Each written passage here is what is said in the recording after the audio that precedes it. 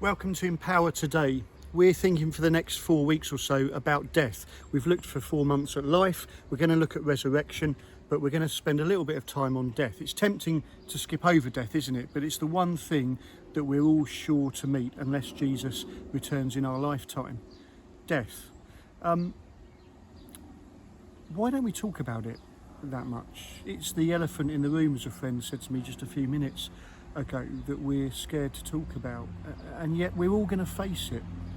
There was a survey done in a book called Speaking of Dying about churches where their ministers were terminally ill, and what the churches did in each of these 10 cases was keep it quiet. They didn't talk about their ministers being ill, which caused problems. In one church where the minister had a brain tumour and it affected his personality and he became quite volatile and angry, they didn't know what to do with him. In another church, the minister was so physically weak that he sat on a chair at the front to preach his sermons in the last few weeks. Another church, when they heard that their minister was dying, bought him a bike for his exercise because they didn't want to acknowledge that he was definitely going to die.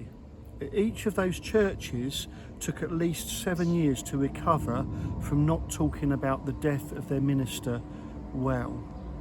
What could that be reflected like in your family, my family, your friendship group, my friendship group, if we don't talk about death well? I think we need to name it and just spend time talking with one another about the reality that we are going to die. It's hidden in our culture, isn't it? We don't see people die that often as they would have done hundreds of years ago. The theologian John Owens in the 1600s saw all 11 of his children and his first wife die. He was very close to death. So who can you find to talk with about the subject?